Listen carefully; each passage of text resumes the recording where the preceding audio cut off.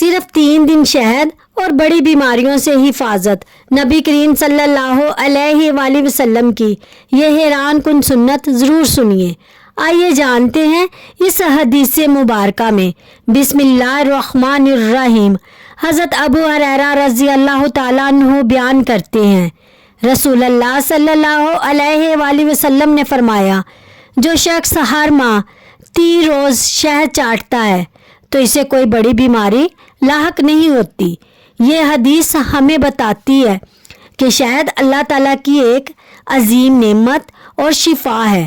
نبی کریم صلی اللہ علیہ وآلہ وسلم نے امت کو صحت مند زندگی گزارنے کے لیے قدرتی چیزوں کی طرف توجہ دلائی، اور ہر ماہ 3 دن شہد استعمال کرنا جسم کو طاقت دیتا ہے اور کئی بیماریوں سے بچاؤ کا ذریعہ بنتا ہے۔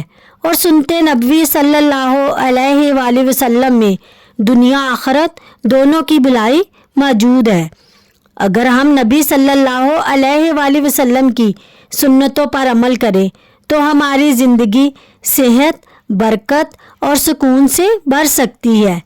اس حدیث سے ہمیں یہ سبق ملتا ہے کہ سنت نبوی میں شفا بھی ہے اور حفاظت بھی۔ شہد اپنائیے، بیماریوں سے بچاؤ پائیے۔